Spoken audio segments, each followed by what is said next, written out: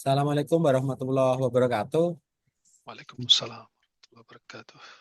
Terima kasih atas kedatangan semua, baik Profesor Fatwa Firdaus Abdi maupun juga pengurus HKI Jawa Timur dan peserta.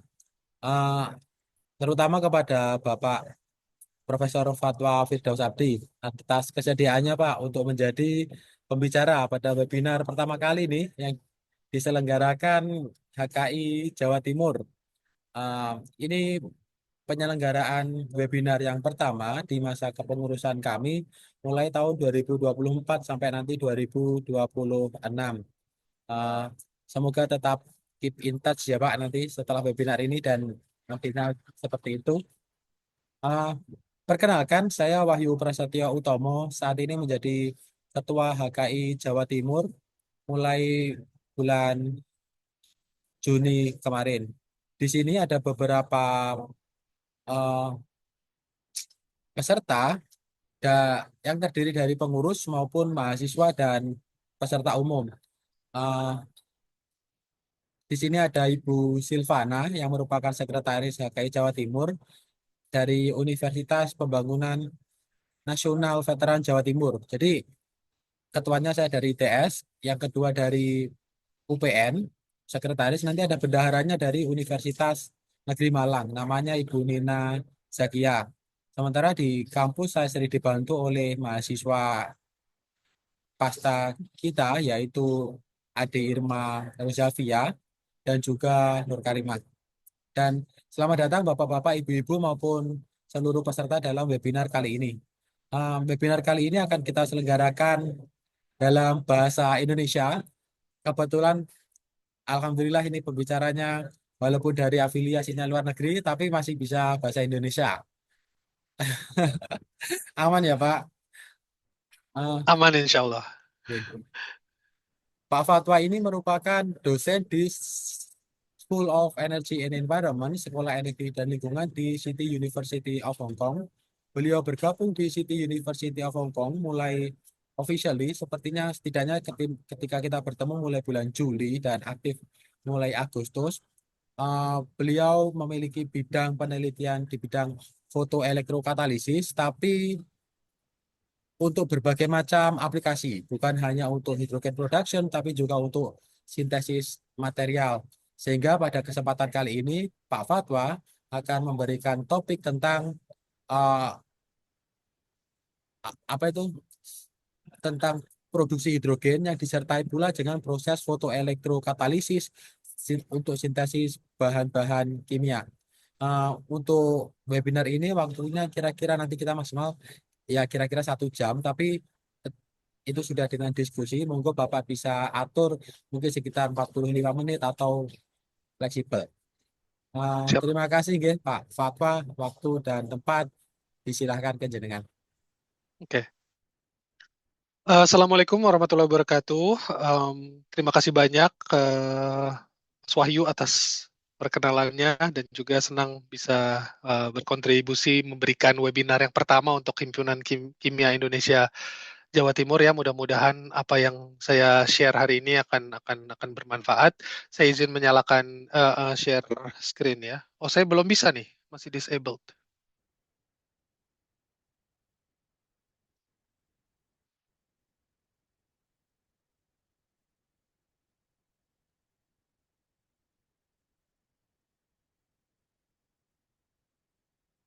Ah, sudah. Oke.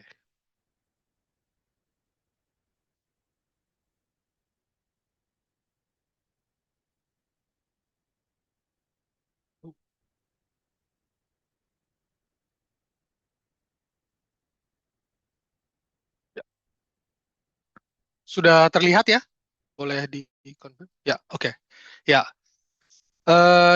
perkenalkan lagi nama saya Fatwa Firdaus Abdi. Saya baru dari School of Energy and Environment, City University of Hong Kong, dan hari ini saya akan mencoba share sedikit hasil topik riset kami, yaitu memproduksi hidrogen, tapi juga melakukan photoelectrochemical synthesis.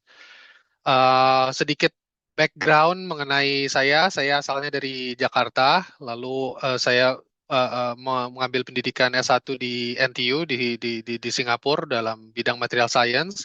Lalu S2-nya juga saya waktu itu ada program yang namanya Singapore MIT Alliance. Jadi saya ambil di MIT sama di NUS juga tetap di material science dan engineering. Jadi background saya memang teknik material ya. Jadi bukan di chemistry. Jadi nanti tolong jangan terlalu galak-galak nanyanya tentang kimia karena background saya justru di material science.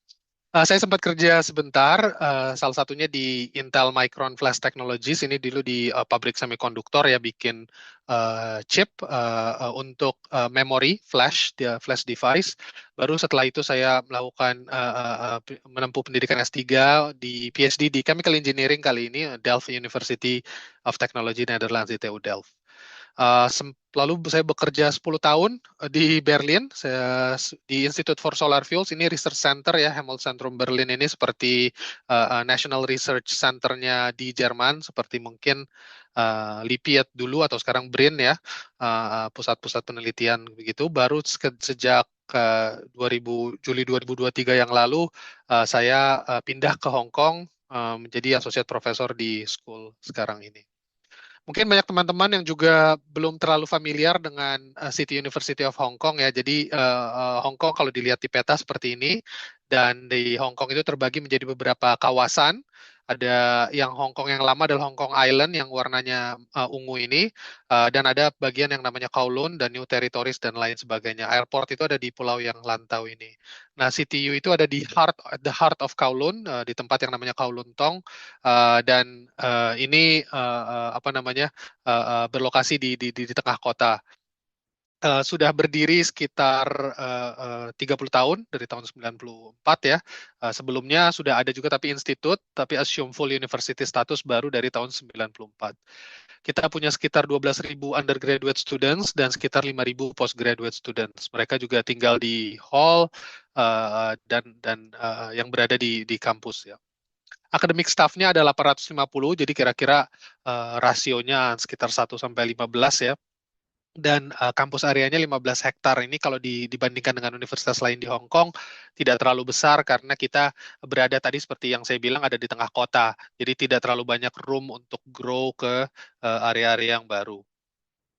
Tapi keuntungannya kita satu-satunya universitas yang langsung terkoneksi dengan mall. Jadi kalau misalnya masuk ke terowongan ini langsung ke CTU sebelah sana dan di sebelah sini adalah shopping mall yang sangat besar. Mungkin ini juga tempat di mana saya kehilangan student-student saya kalau lagi kelas ya. Mungkin mereka kebanyakan pada ada di sini di bioskop atau makan atau dan lain sebagainya ya. Secara angka karena for some reason kita sangat-sangat tertarik mengenai ranking ini kalau di Hong Kong dan juga di Asia ya. CTU dari ranking QS berada di nomor top 100 nomor 62 ini tahun 2025 dan juga untuk Young University ranking juga lumayan baik nomor berdasarkan THE dan juga nomor 17 berdasarkan QS. Secara impact juga untuk research di citations per faculty kita nomor 1 di Hong Kong dan juga untuk apa namanya implementasi translasi teknologi juga kalau kita melihat salah satu metriknya adalah US Utility Patents kita yang nomor 1 di Hong Kong. Ada beberapa college atau school di Hong Kong, di CTU Hong Kong ini dari bisnis yang biasa-biasa ya, engineering dan lain sebagainya. Kita benar-benar full-fledged university. Saya akan bicara mengenai school saya aja yaitu School of Energy and Environment. Kita punya 3 track yaitu sustainability, energy dan environment. Belum terlalu lama schoolnya, baru 15 tahun. Tahun ini merayakan ulang tahun yang ke-15 berdirinya school kami. Tapi impact-nya sudah lumayan baik, baik dari segi riset maupun dari segi koneksi dengan industri dan pemerintah gitu ya. Akademik programnya ada beberapa, bakal ada yang baru lagi tahun depan, tapi tahun ini kita punya dari segi S1 ada Bachelor of Engineering di 2 stream, Energy Science dan juga Environmental Science, dan ada double degree program yang baru saja diluncurkan, double degree Environmental Science dan Engineering dengan Bachelor di Finance. Nah ini dengan people dari Department of Finance di College of Business ya. Trying to take advantage dari Hong Kong being finance hub ya di Eropa.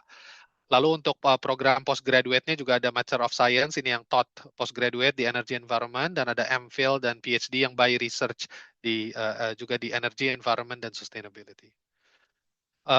Beberapa faculty members kami juga berhasil mempublikasikan papernya di jurnal-jurnal yang lumayan apa namanya respectable di bidangnya, baik itu di science, nature communications, advanced science dan lain sebagainya.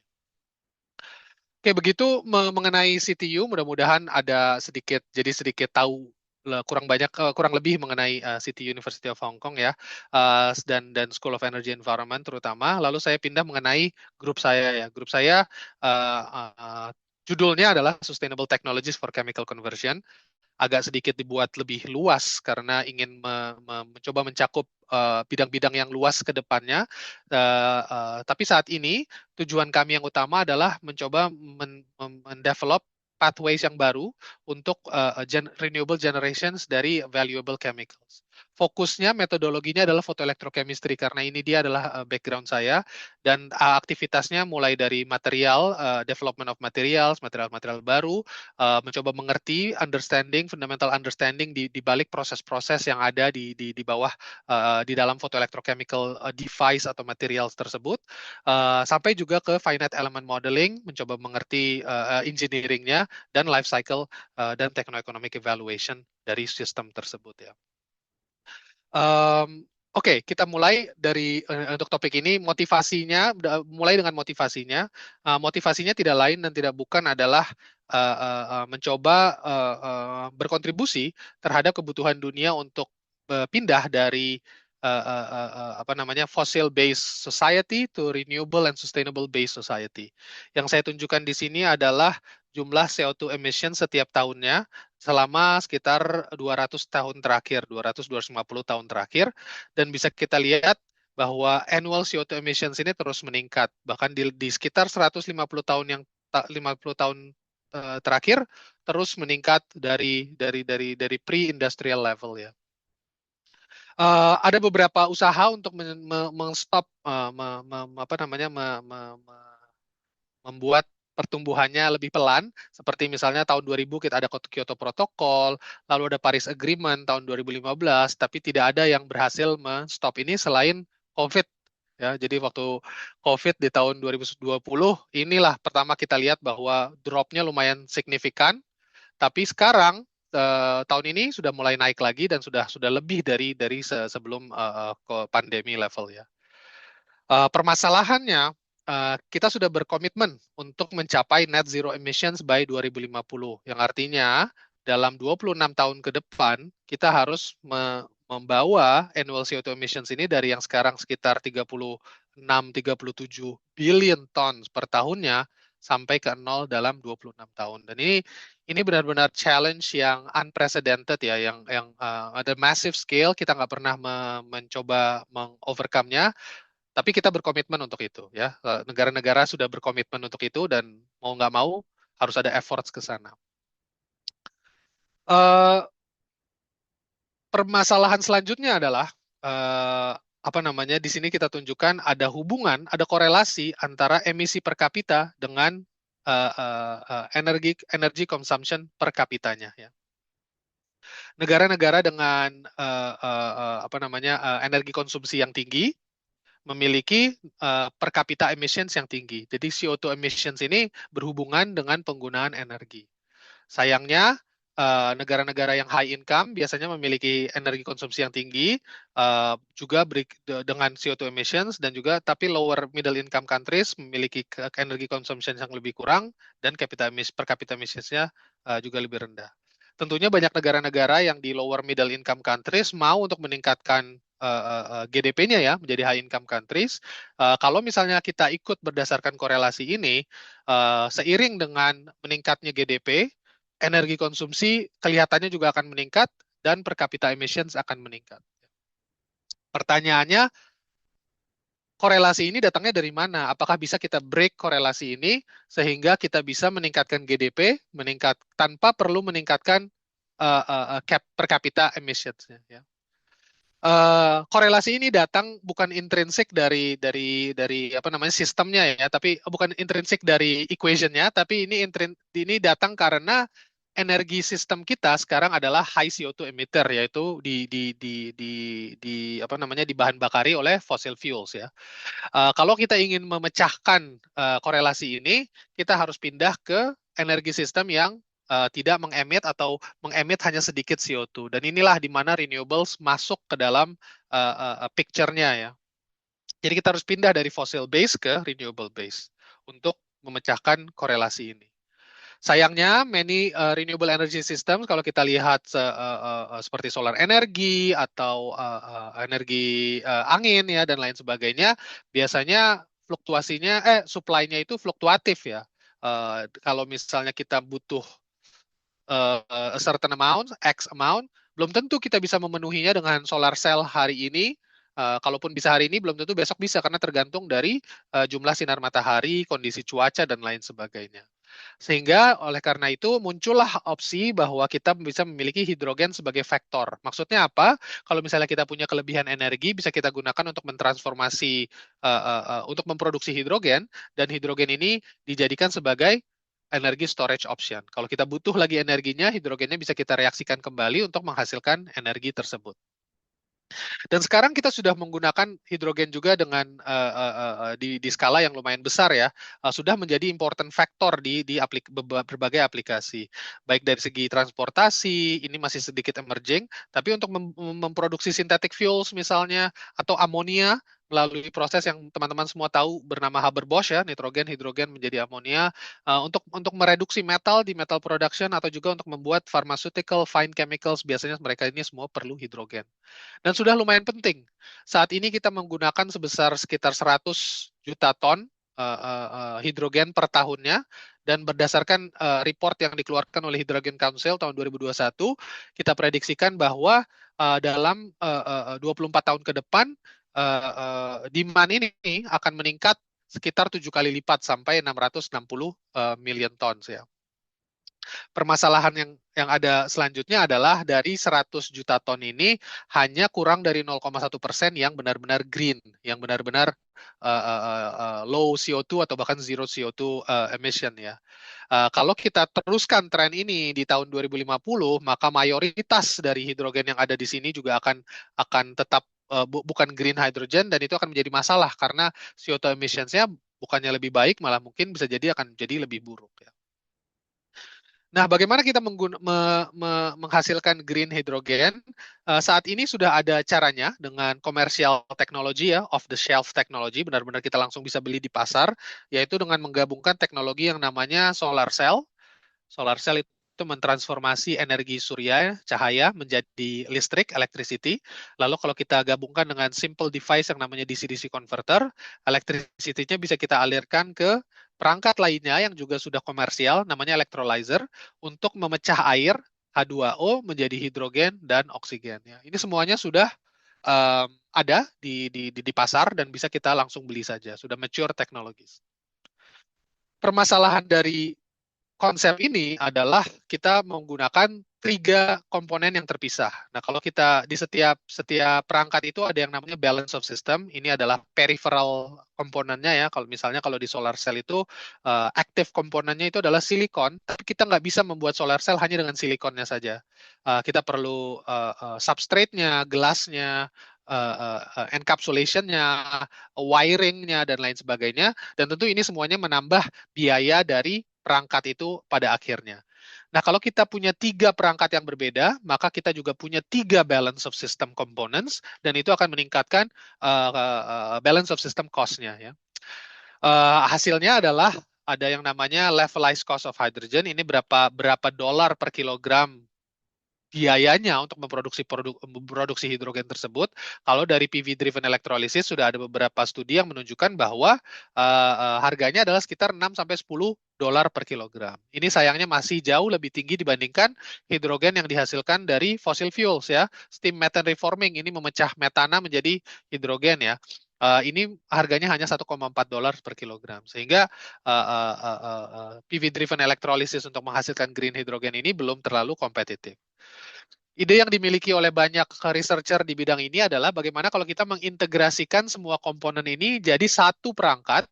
Jadi perangkat ini bisa menyerap cahaya dari matahari, tapi langsung reaksi kimianya terjadi di dalam perangkat yang sama.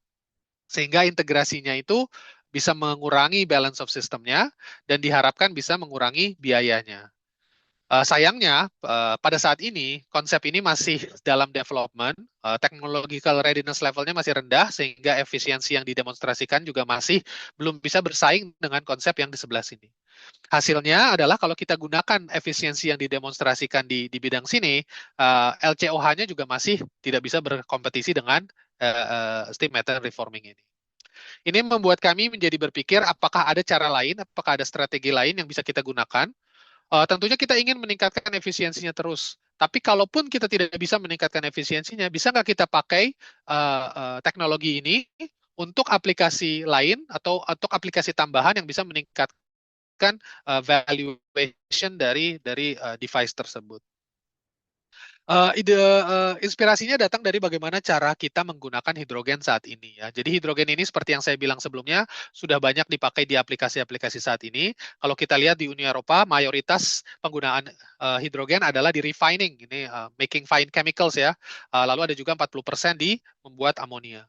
Dan picture ini lumayan sama di Amerika, baik begitu juga di Cina, hanya angkanya saja yang agak berbeda sedikit-sedikit ya.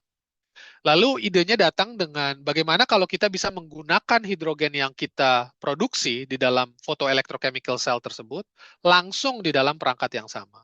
Ya, jadi nggak perlu kita collect hidrogennya, nggak perlu kita store hidrogennya. Bagaimana kalau kita bawa aplikasi lanjutan dari hidrogen tersebut ke dalam perangkat yang sama? Motivasinya tentunya kita mendapatkan higher degree of integration, kita bisa mengurangi atau bahkan atau paling tidak membuat kebutuhan untuk menyimpan hidrogen lebih sedikit, dan lower balance of system ini, higher degree of integration, mudah-mudahan menghasilkan lower levelized cost of hydrogen. Kita ambil pertama dari refining dulu. Di refining industry ada 3 important reaction ya, hidrogenasi, hydrotreating, dan hydrocracking. Hydrogenation ini kita pilih pertama menjadi reaksi yang kita targetkan karena relatif bisa dilakukan di kondisi-kondisi yang lebih mild ya.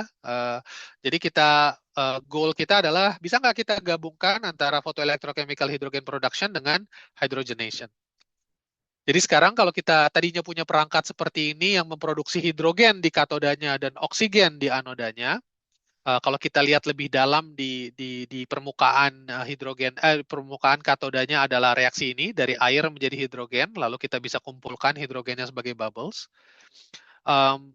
Bisa nggak kita ambil sebagian dari hidrogen, terutama hidrogen-hidrogen yang masih sifatnya terlarut di dalam elektrolit tersebut, lalu kita alirkan biomass feedstock ya, atau biomass derived feedstock beserta molekular katalis yang sesuai, dan kita gunakan hidrogen ini untuk menghidrogenasi feedstock tersebut ke chemical yang lebih valuable.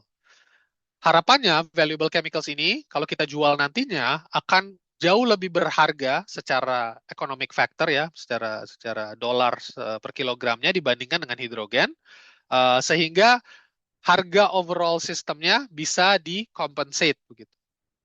Ada beberapa technical advantage yang kami pikirkan. Pertama, reaksi ini antara produksi hidrogen dan reaksi hidrogenasi, kalau kita lihat di literatur, rate-nya hampir-hampir sama, sehingga kemungkinan bisa di-couple, karena kalau kita ingin meng-couple satu reaksi dengan reaksi yang lain, tentunya rate-nya harus match ya. Kalau terlalu jomplang antara yang satu dengan yang lain, sangat sulit untuk di-couple.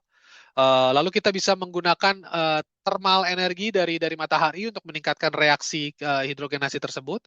Lalu mungkin yang saya pribadi merasa paling atraktif adalah kita nggak perlu fix kepada valuable chemical yang satu aja. Kalau kita mau bikin valuable chemical A, kita masukkan feedstock A dan molekular katalis A.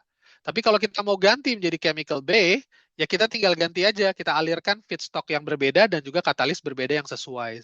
Dan produksi hidrogennya tetap sama, jadi the hard capital expense, the hard infrastructure will still be for hydrogen production, tapi reaksi hidrogenasinya bisa kita tune sesuai dengan keinginan kita.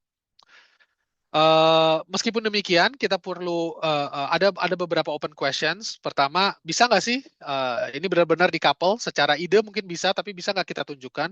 Lalu pertanyaan kedua adalah reaksi hidrogenasi yang mana yang harus kita lakukan? Sebagai proof of concept, kita pilih feedstock yang namanya itaconic acid. Nah, itaconic acid ini adalah salah satu platform chemicals ya. Tahun 2004 itu kalau nggak salah US DOE mengumumkan ada 12 platform chemicals, yaitu chemical-chemical yang penting sebagai intermediate bisa dipakai untuk menghasilkan chemical-chemical yang lainnya. Salah satunya adalah itaconic acid ini. Lalu kalau kita masukkan homogeneous catalyst seperti contohnya adalah rhodium TPPTS catalyst, ini molecular catalyst, kita bisa hidrogenasi itaconic acid menjadi methyl succinic acid atau MSA. Nah, MSA ini adalah valuable chemical yang digunakan di industri polimer dan juga kosmetik dan harganya lumayan signifikan dibandingkan dengan itaconic acid dan juga dibandingkan dengan hidrogen. Ini kita pilih menjadi reaksi contoh ya, dan mau kita gunakan untuk sebagai proof of concept reaction. Alasan lainnya adalah sudah ada laporan bahwa kalau kita lakukan hidrogenasi secara konvensional, reaksi ini bisa dilakukan di room temperature dan juga di atmospheric pressure, sehingga memudahkan kita untuk melakukan demonstrasinya. Kita lakukan energy balance analysis dulu. Kalau kita lihat itaconic acid, gimana kita memproduksinya sekarang. Ada paper yang melaporkannya melalui biorefinery ya, fermentasi basically untuk menghasilkan itaconic acid. Kita lakukan kalkulasi berapa banyak energi sih yang dibutuhkan untuk reaksi ini adalah sekitar 1,1 megajoule per mol. Lalu bagaimana kita saat ini memproduksi methyl succinic acid yaitu dengan conventional hydrogenation. Berdasarkan paten ini, energi demand-nya adalah sekitar 11 megajoule per mol. Jadi kalau kita bandingkan dengan heating value of hydrogen yang hanya sekitar 0,24 megajoule per mol, reaksi ini sangat-sangat atraktif karena kita lihat reaktannya, itaconic acid dan hidrogen, hanya memiliki energi demand 1,1 dan 0,24 megajoule per mol, sedangkan produknya memiliki energi demand yang sangat besar. Jadi kalau kita bisa melakukan ini secara lebih baik, kenapa tidak begitu?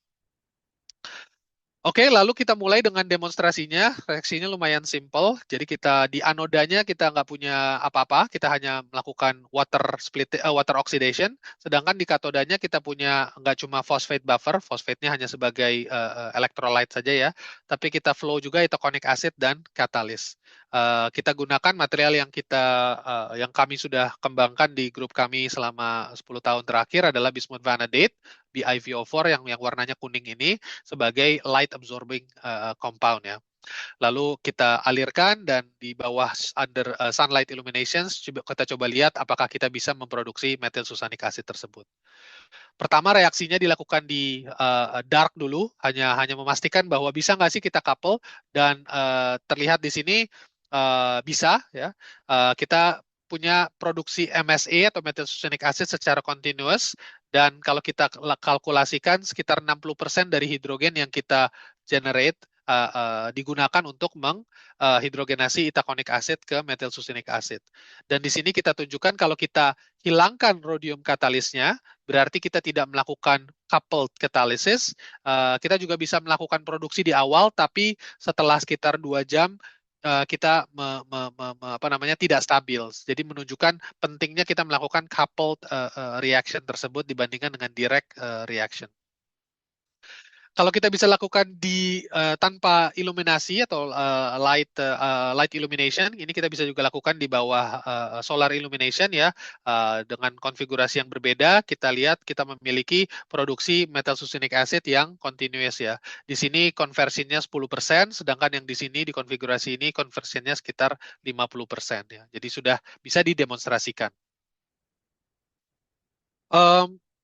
Seiring dengan demonstrasi tersebut, kita tanya kembali. Tadi premis awalnya adalah kalau kita lakukan ini lebih menguntungkan. Sekarang mau kita buktikan apakah benar menguntungkan. Kita lakukan kalkulasi berdasarkan life cycle dan teknoekonomik.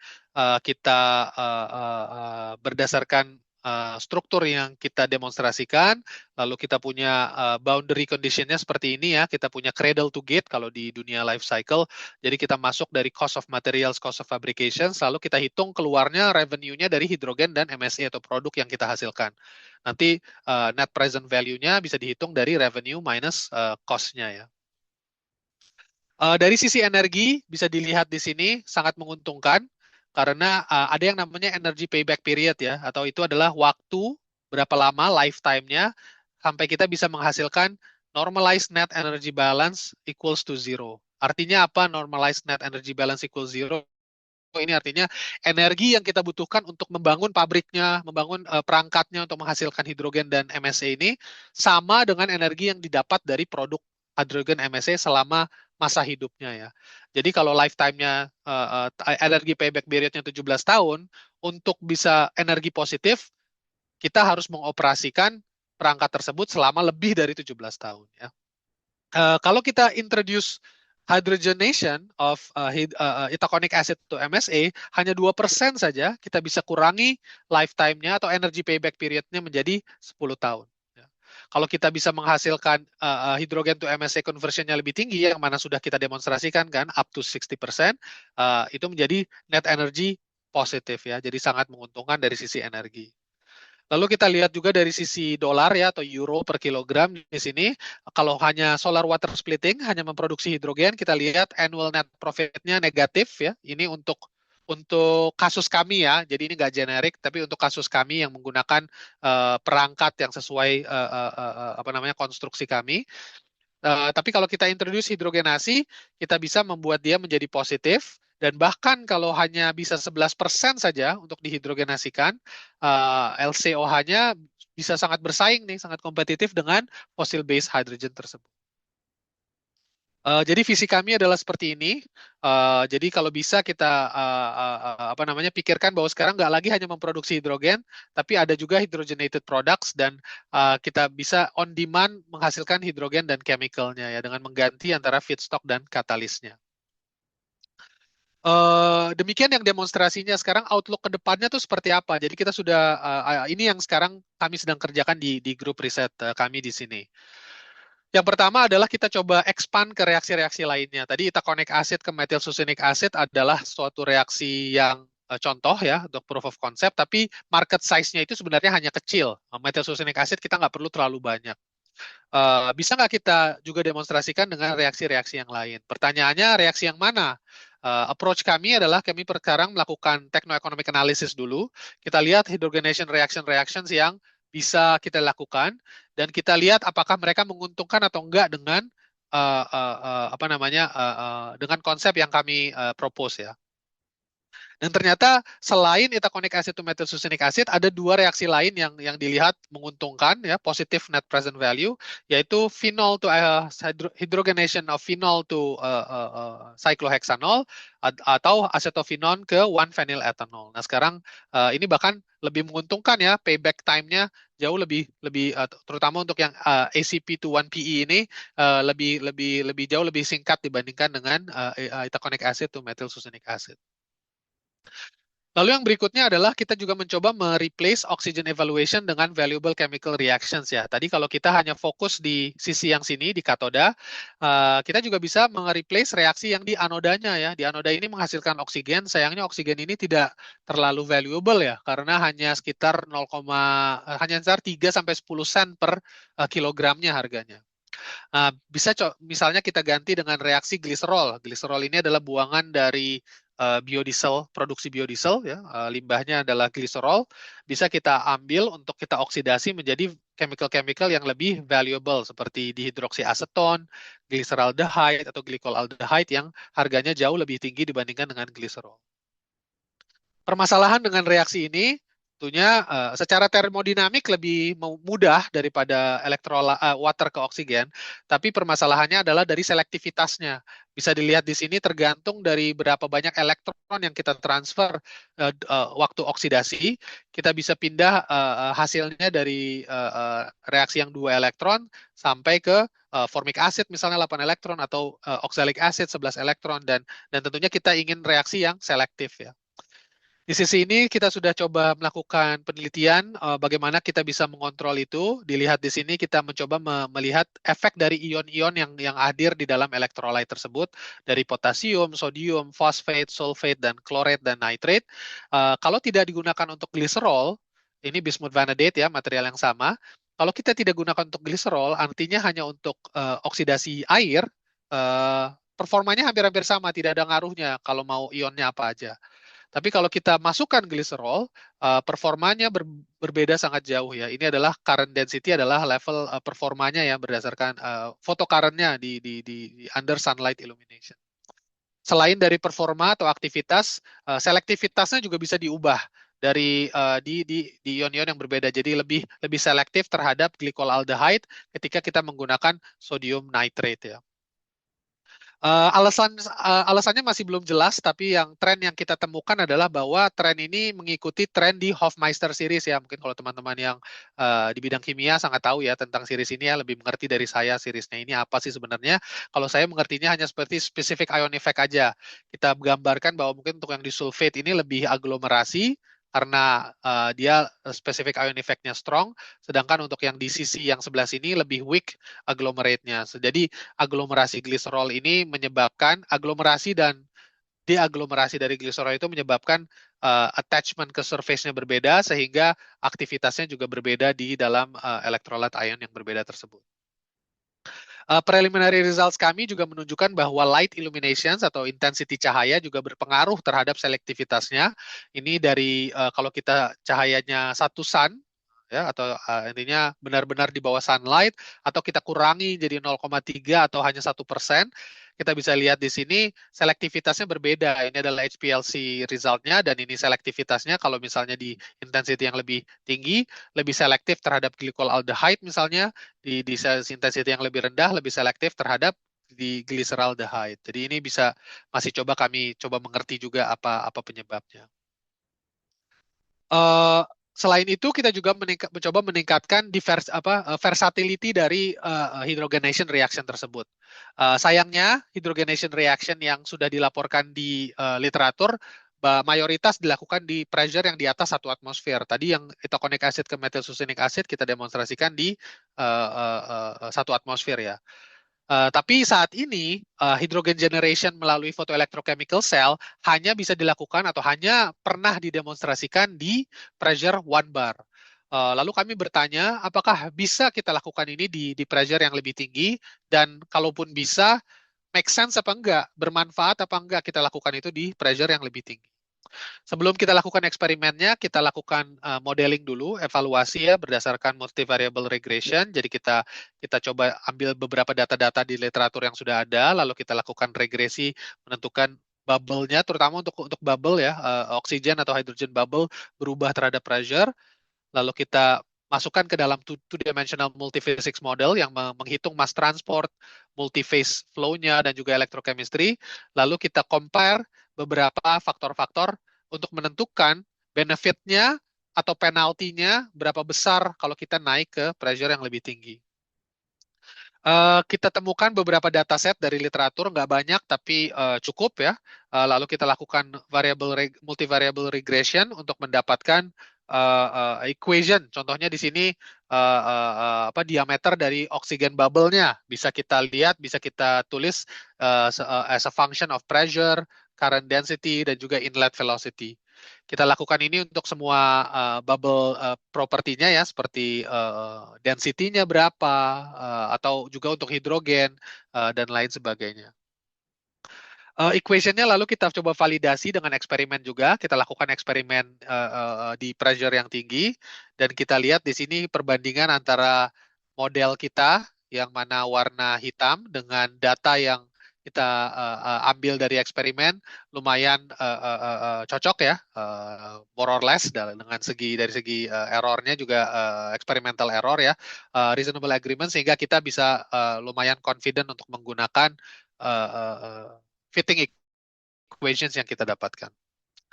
Lalu data itu kita feed, kita masukkan ke dalam 2D multiphysics model yang ditunjukkan di sini. Kasarnya adalah kita menggunakan multiphase flow berdasarkan Euler-Euler formula. Lalu untuk mass transport kita gunakan Nernst-Planck equation, dan untuk electrochemistry kita gunakan Butler-Volmer equation. Semua ini juga kita coba validasi ya. Kita sudah membangun struktur yang bisa tahan sampai sekitar 8 bar saat ini. Kita validasi fluid dynamic-nya cocok antara eksperimen dan simulasi within the order of error ya. Juga untuk bubbles-nya juga lumayan cocok antara eksperimen dan simulation. Kita juga kalkulasi di solve gas concentrations, ini juga lumayan cocok antara model kita dengan data yang ada di literatur seperti ini. Hasilnya bisa disummarize di sini.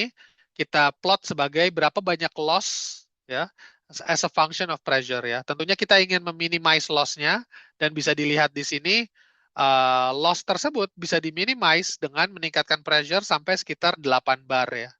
Jadi ada untungnya kita meningkatkan pressure photoelectrochemistry cell sampai 8 bar. Setelah itu more or less plateauing, tidak ada untungnya, tapi juga tidak ada ruginya juga. Sehingga kesimpulan kami adalah kalau kita bisa menemukan reaksi hidrogenasi yang terjadi di antara sekitar 6 sampai 8 bar, mungkin itu ada keuntungan yang sinergis ya, dari PEC selnya untung, dari hidrogenasinya juga untung.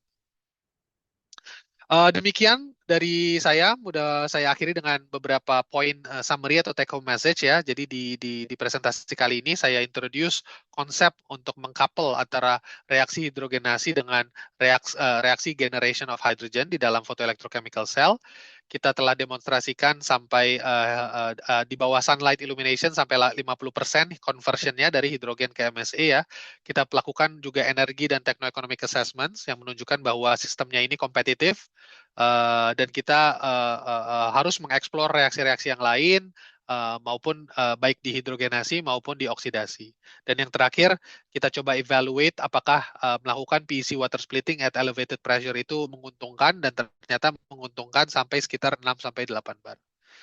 Akhir kata saya meng-acknowledge grup member saya. Ini grup saya di Berlin sebelum saya pindah, dan ini adalah grup member saya sekarang. Ini semester lalu ya, sekarang ada beberapa undergrad students tambahan. Terutama orang-orang yang di bold ini adalah yang berkontribusi besar terhadap data-data yang saya tunjukkan di hari ini. Kolaborator, funding agencies, mayoritas dari proyek-proyek saya di Berlin sebelum ini. Dan terima kasih banyak semuanya sekali lagi. Dan kalau ada pertanyaan, mudah-mudahan bermanfaat. Assalamualaikum warahmatullahi wabarakatuh. Waalaikumsalam warahmatullahi wabarakatuh. Terima terima kasih Pak Fatwa atas presentasinya, dan menurut saya ini pendapat saya sih, pasti ini sesuatu yang cukup baru ya bagi kita, khususnya yang ada di Indonesia, karena mungkin uh, yang dikerjakan oleh Pak Fatwa mungkin belum terlalu kita kembangkan, atau setidaknya yang saya tahu kita lakukan di area minimal Jawa Timur ini.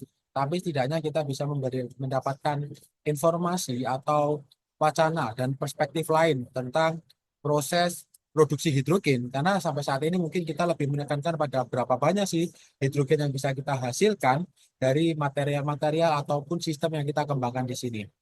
Ah, tapi di sini ada perspektif baru. Oh, bisa lebih menguntungkan kalau kita juga bisa memproduksi bahan kimia yang harganya itu mahal. Ada pertanyaan dari peserta? Pesertanya banyak. Paham enggak nih? Tanya aja enggak apa-apa. Kalau enggak, saya yang tanya.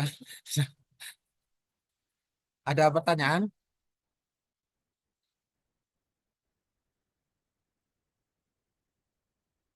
Ah, mungkin pertanyaannya itu mungkin saya pancing begini, Pak.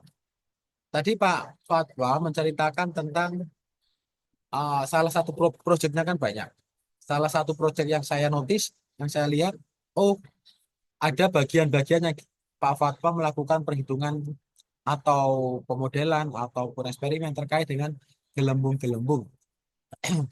Itu maksudnya apa yang mendasari Pak Fatwa melakukan itu? Maksudnya pada proses fotoelektrokatalisis kita kan akan menyinari material kita, katalis kita dengan sinar. Nah, terus kemudian kenapa kita perlu aware terhadap gelembung itu sehingga Pak Fatma melakukan Ya, penelitian itu gitu. Terima ya, kasih. siap. Terima kasih Wahyu. Ya, jadi untuk gelembung atau bubbles ya, kita tertarik karena bubbles ini, jadi ada beberapa tahun yang lalu ada paper dan ini mengenai the good and the bad of bubbles gitu di electrochemical reactions ya. Untuk reaksi-reaksi yang menghasilkan memproduksi gas phase, produknya gas phase, tentunya kehadiran bubble ini eh, tidak bisa dielakkan atau kemungkinan besar terjadi ya terbentuk bubbles tersebut.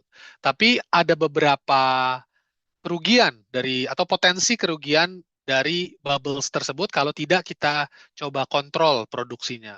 Yang pertama dari segi pertama kita nggak ngomong tentang tentang light dulu. Bahkan dari segi dark electrode saja ya, kalau kita produksi dengan elektrolisis, kalau elektrolisis sel ini banyak juga yang ada digetarkan di apa namanya di vibrasi ya, elektrolisis sel ini. Alasannya adalah agar bubbles tersebut tidak stuck, tidak menempel di permukaan elektrod tersebut. Karena kalau bubbles tersebut nempel di permukaan elektrod tersebut, tentunya jadinya kan kita mau mereaksikan dari air ke hidrogen atau air ke oksigen. Kalau misalnya bubblesnya tersebut nempel, maka ada area yang di mana bubbles tersebut nempel menjadi area yang tidak aktif karena di situ adalah tempat di mana tidak adanya elektrolyte-nya. Sehingga tidak bisa kita lakukan reaksi dari air ke oksigen atau air ke hidrogen. Ya, jadi kita sebut di sini adalah reduction of active area ya. Jadi aktif areanya berkurang. Itu kerugian yang pertama. Kerugian yang kedua adalah dan ini tapi bisa minimum bisa juga lumayan besar adalah kalau kita hitung konduktivitas di suatu fluid tersebut ya di fluid tentunya kita bisa lakukan dengan Ohm's law ya bisa kita lakukan dengan ohmic law. Konduktivitas air tentunya lebih tinggi daripada konduktivitas hidrogen gas atau oksigen gas ya. Kalau kita punya banyak gas tersebut di dalam fluid tersebut, apa namanya konduktivitas atau resistivitasnya menjadi meningkat di elektrolyte-nya antara satu poin dengan poin yang lain. Sehingga ada juga yang namanya ohmic loss. Semakin banyak bubbles-nya, ohmic loss-nya semakin tinggi di sisi current density yang di level produksi bubbles yang kami kerjakan ini minimal, tapi kalau misalnya kita pergi ke level yang produksinya jauh lebih tinggi, ini bisa jadi tidak negligible ya, jadi harus dikonsiderasi. Lalu spesifik untuk apa namanya untuk photoelectrochemical cell, bubbles ini juga agak mengganggu karena kalau kita mau masukkan cahaya, dia bisa scatter, light-nya bisa terdispersi ya. Sehingga nanti kalau misalnya kita ada apa namanya light absorbing elemennya di sini, sedangkan ada bubble di sini, cahayanya tidak lagi ditransport secara lurus, tapi bisa jadi diffract sehingga intensitas yang mencapai ke permukaan yang kita inginkan ini menjadi berkurang dibandingkan dengan itu. Makanya kita coba lihat bagaimana dinamik dari bubbles tersebut. Tapi kalau di grup kami lihat sebagai makroskopik ya. Jadi saya nggak, jadi ada research group yang melihat secara mikroskopik single bubble, melihat fokus kepada satu bubble, bagaimana dia tumbuhnya, bagaimana dia terlepas dari permukaan elektrod tersebut. Kalau approach yang kami ambil, kami melihat secara statistik, kita lihat secara keseluruhan, kita pakai kamera, kita hitung berapa kecepatannya, berapa ukurannya, lalu dari situ kita coba lihat efek-efek apa yang bisa mengurangi apa tadi negatif-negatif side effect dari bubbles tersebut. Dan kita temukan bahwa kalau kita naik ke pressure yang lebih tinggi, um, bubbles tersebut jadi lebih kecil atau bahkan tidak terbentuk sama sekali. Jadinya bisa menjadi menguntungkan gitu ya. Mungkin mungkin itu yang bisa saya sampaikan mengenai bubbles ini. Terima kasih Pak Fatwa. Ada pertanyaan yang lain? Kalau Anda yang tanya malah pengen saya. Ini HKI by the way isinya mahasiswa atau dosen atau Sam- gimana Pak Mas Wahyu? Jadi HKI itu anu Pak, HKI organisasi profesi. Jadi dosen, peneliti Ah, maupun praktisi. Jadi praktisi, oke. Jadi semacam kalau misalnya di yang sudah established gitu, American Chemical Society seperti itu atau Royal Society of Ya, Chemistry. Nah, ya, tapi kegiatan kita kalau misalnya hanya diikuti oleh dosen saja, maka saya pikir akan terbatas sehingga kita juga mengandang apa namanya mahasiswa-mahasiswa buat ya, kita buat divisi khusus yang namanya student chapter ya, biar ya, ah, karena kalau di HKI Jawa Timur anggota kita ternyata setelah saya didata dari HKM Pusat itu banyak, Pak. Mulai dari yang ya, daerah utama seperti Surabaya, Malang, dan Jember itu merupakan daerah area-area yang anggota dan kampus-kampus ya, yang agak besar gitu berada. ya. Tapi juga ternyata anggotanya ada sampai di pelosok seperti di Tulungagung, Ponorogo, bahkan Banyuwangi dan Madura itu ada. Sehingga kita mulai menyapa daerah-daerah yang jauh dari Surabaya tadi. Makanya Oke, pesertanya siap, lumayan banyak.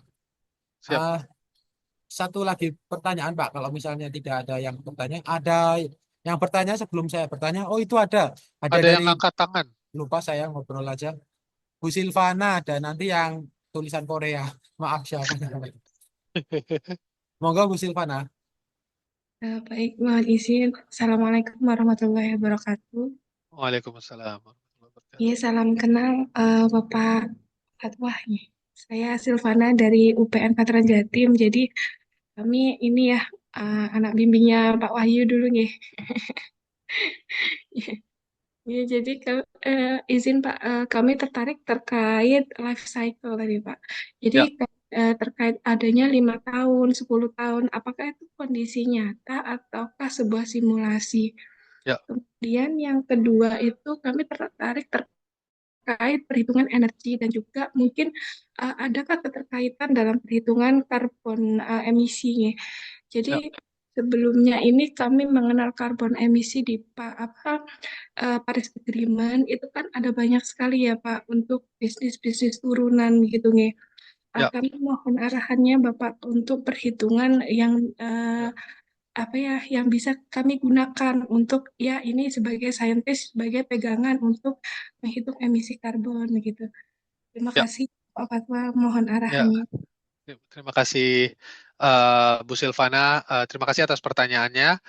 Untuk yang pertama, yang untuk life cycle analysis sama techno-economic analysis itu tentunya itu bukan berdasarkan tidak sepenuhnya berdasarkan apa yang sudah kita demonstrasikan kan. Jadi kita taruh lifetime dan efisiensinya itu juga sebagai parameter. Jadi bisa kita kita ganti-ganti bukan berdasarkan demonstrasi, tapi sebagai apa namanya ekspektasi kita aja gitu. Jadi saya belum mendemonstrasikan ini selama 5 tahun ataupun bahkan 10 tahun ya.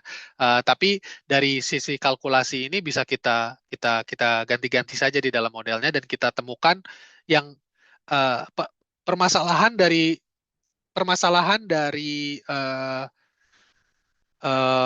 melakukan analisa ini di teknologi-teknologi yang belum terlalu matang adalah data-datanya tuh nggak banyak, Mbak Silvana. Jadi kita juga nggak bisa terlalu reliable. Jadi angka yang tadi yang saya tunjukkan itu kita harus gunakan sebagai gambaran saja, tapi belum tentu atau sudah pasti tidak benar karena barangnya photoelectrochemical cell-nya itu seperti apa aja itu hanya ada di imajinasi kita kan belum di kita kita implementasikan secara industrial scale. Tapi yang lebih kami tertarik adalah melihat efek-efek trennya bagaimana kalau kita masukkan konsep yang baru, apakah menjadi berkurang, apakah menjadi naik, atau pengurangannya besar atau tidak, itu yang kita coba lihat. Nah, insya Allah kalau misalnya dari melihat trennya saja, bisa dipercaya gitu ya trennya. Lalu untuk life cycle analysis yang menghitung carbon emission itu juga menjadi salah satu bagiannya dari seluruh jadi life cycle analysis itu kan lumayan lumayan besar ya. Jadi bisa kita hitung energinya atau environmental impact-nya ya. Dari salah satu part dari environmentalnya impact-nya itu adalah global warming potensial, greenhouse gas emission. Ini bisa dihitung di situ. Jadi ada model-model yang sudah kalau kita sih memakai package model ya seperti SIMAPRO dari database-database yang ada dari EcoInvent misalnya, itu mereka sudah ada data-datanya Bu Silvana mengenai misalnya proses ini di negara ini mengeluarkan emisi sebegitu banyak. Nanti kita bisa susun tuh proses kita mau seperti apa, lalu mereka bisa calculate greenhouse gas emission-nya, lalu dan lain sebagainya. Ada equation-nya di bawahnya. Saya nggak tahu persis equation-nya apa untuk masing-masing itu, tapi student saya menggunakan software itu, dan di software-nya itu juga ada detailnya ya, berdasarkan metode yang mana. Ada beberapa approach yang lumayan terkenal, namanya recipe method ya, RECIPE. Recipe method itu menghitung environmental impact dari proses-proses tertentu. Kalau kita nggak punya kalau nggak ada di database, bisa juga kita bangun sendiri dengan masukin angka-angka tertentu ya dari literatur dan lain sebagainya. Mungkin seperti itu, mudah-mudahan menjawab. Kalau masih ternyata saya kurang jelas, bisa dilanjutkan. Alhamdulillah sangat jelas. Terima Terima kasih kasih. arahan Pak Fatwa. Terima Terima kasih. kasih. Ah, dua lagi pertanyaan ya Pak, maaf. Siap. Setelah itu aman ya, selesai. Hadi Cipta, Hadi Nugraha, silakan. Ini mahasiswa kita ini ternyata. Iya, selamat sore. Ya, terima kasih atas kesempatannya Pak Wahyu dan Pak Fatwa atas eh, kesempatannya. Saya ingin bertanya lebih kepada materialnya sih Pak. Tadi kan di-mention menggunakan bismut vanadat ya untuk katalis pada PEC itu. Itu apakah apa yang mendasari penggunaan bismut vanadat itu apakah memang spesifik hanya untuk hidrogen to MSE conversion atau secara overall? Maksudnya karena mungkin lebih dikenal atau mungkin lebih apa ya, lebih banyak digunakan di dalam industri tersebut. Nah, itu kalau boleh tahu itu dasarnya apa ya Pak ya? Maksudnya pilihan Oke. dari pemilik material tersebut. Terus kemudian kedua, sekarang kan tren mengenai katalis itu kan lebih banyak untuk pengembangan komposit atau heterojunction seperti itu. Apakah heterojunction sekarang itu maksudnya sudah sampai pada tren yang lebih baik pada maksudnya komersialisasi di skala besarnya, atau mungkin oke karena heterojunction nggak begitu efisien makanya atau efektif secara biaya, makanya fokusnya ke single katalisnya dulu gitu. Itu dua pertanyaan dari Ya, saya. siap. Terima kasih, Adi ya, Adi Nugraha. Iya. Ya, untuk yang pemilihan pemilihan materialnya bismut vanadate ini sendiri itu di sisi oksidasi ya. Jadi dia di sisi anoda, jadi lebih aktif untuk oksidasi air ke oksigen. Di sisi satunya lagi untuk reduksi air ke hidrogen perlu ada elektroda lainnya. Jadi soalnya metode yang kami ambil adalah fotoelektrochemistry ya. Jadi kita menggunakan electrodes. Kalau fotokatalis mungkin itu di satu material gitu. Bismut vanadate sendiri adalah material yang kita sudah pakai di kehidupan sehari-hari kita sebagai pewarna kuning ya. Jadi kalau lihat cat yang warnanya kuning atau tinta warna kuning, kemungkinan besar itu bismut vanadate karena sebelumnya itu dibuat dari cadmium sulfide, CDS ya, tapi ternyata ditemukan bahwa toksik lalu diganti menjadi bismut vanadate. Nah, itu kita pakai di hidup kita. Nah, relatif lebih abundan, alasan kita pakai relatif lebih abundan dibandingkan dengan platinum atau iridium dan lain sebagainya.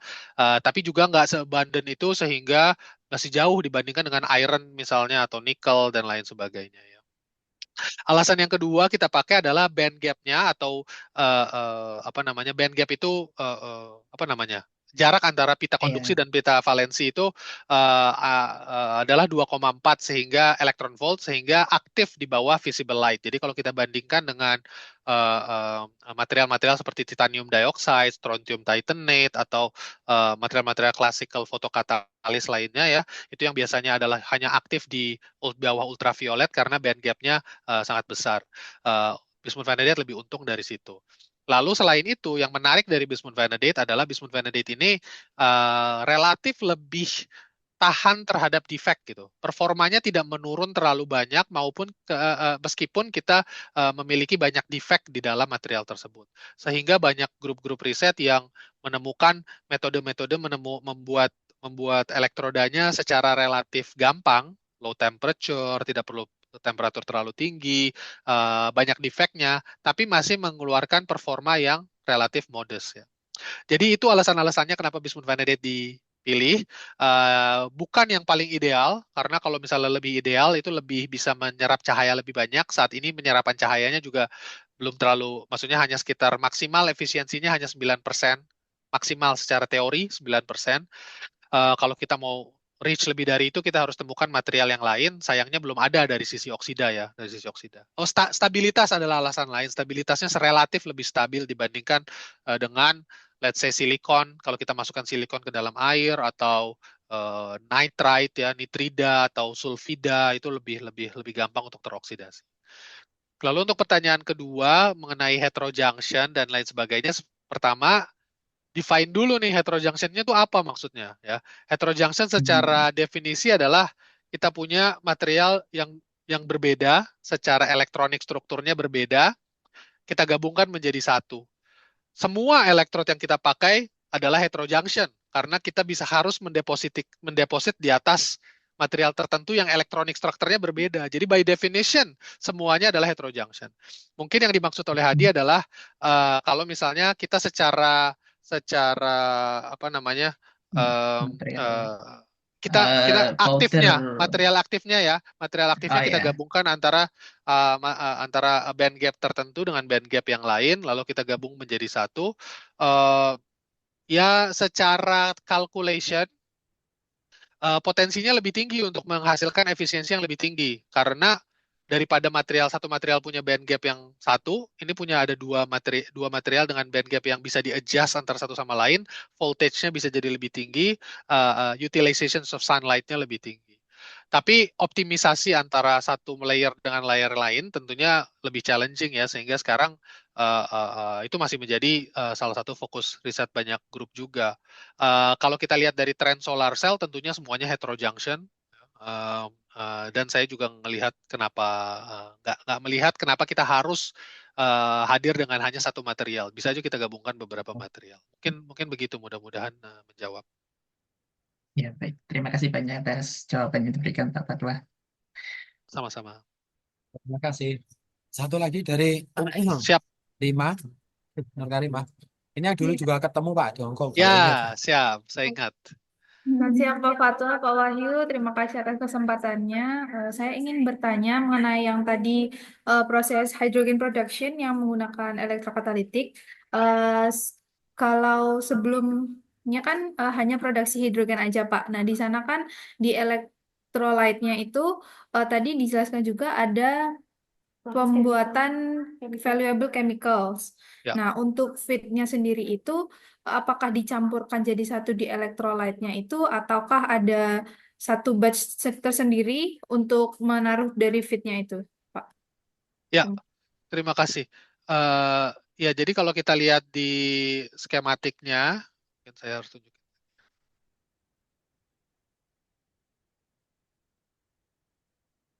Di skematiknya, ini semua kita taruh di dalam satu beaker yang sini ya. Jadi kita gabungkan di sini, mau ada itakonik asidnya, ada katalisnya, dan juga elektrolyte apa namanya bawaannya, elektrolyte asalnya. Lalu kita flow secara bersama. Karena apa? Karena uh, uh, ini kita masukin beberapa saat sebelum reaksi ini apa namanya eksperimen ini dimulai. Karena butuh waktu juga awalnya ada conditioning level yang kita perlu lakukan, terutama di pembuatan rhodium TPPTS katalis ini. Karena rhodium TPPTS katalis ini kita punya TPPTS ligannya dan punya rhodium chloride-nya. Nah ini perlu kita reaksikan dulu semalaman itu kalau nggak salah di eksperimennya persiapannya. Lalu baru besoknya bisa kita gabungkan dengan itakonik acid dan phosphate buffernya. Tapi pas reaksi ini berlangsung, ini di satu pot ya, jadi di apa namanya satu beaker, baru kita alirkan ke dalam eksperimennya.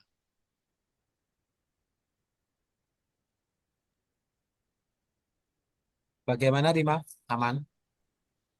Ini Pak, mungkin apakah nanti pencampuran itu bisa mengganggu kinerja katalisnya sendiri untuk produksi hidrogennya atau Ya, akan bekerja secara sinergis untuk ya, membuat si valuable chemicalnya yang baru itu? ya.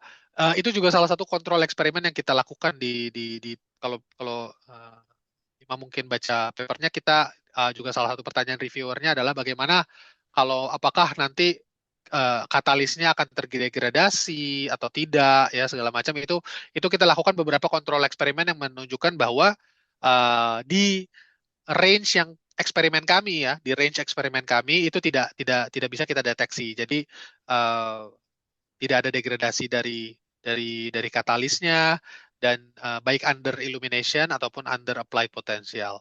Tapi bisa jadi kalau kita range eksperimennya lebih tinggi, kita belum tahu apakah itu bisa mempengaruhi dari stabilitas katalis tersebut atau tidak. Baik, terima kasih Pak Foto. Sama-sama. Terima kasih ke- atas pertanyaannya tadi untuk dari Rima. Dan saya rasa ini waktunya sudah cukup untuk webinar kita kali ini. Kak Molor, terima kasih Pak Fatwa atas kesediaannya. Sama-sama. Terima kasih. Terima kasih atas kesediaannya untuk menjadi pembicara dalam webinar kita kali ini. Hmm, keep in touch. Nanti kalau Siap, misalnya jadi, insya Allah jadi ke Surabaya Oktober atau kapan, pokoknya kontak-kontak saja Pak. Harus mampir ke ITS setidaknya. siap. Oktober ya. Insya Allah, insya Eh, Allah. Ya, minta waktu sebentar kita foto bareng via siap. screenshot sebentar ya Pak. Ya, boleh. Bagi peserta yang lain bisa minta tolong waktu sebentar saja untuk membuka video dan kita foto bersama ya. Siapa ya? Ini tolong Rima atau Risna. Risna ini mahasiswa saya juga, siapa tahu nanti mau S2 Siap. di prospek. Untuk bantu motret ya, adik-adik yang dari UPN maupun dari kampus-kampus yang lain silahkan dibuka, kita foto sebentar ya.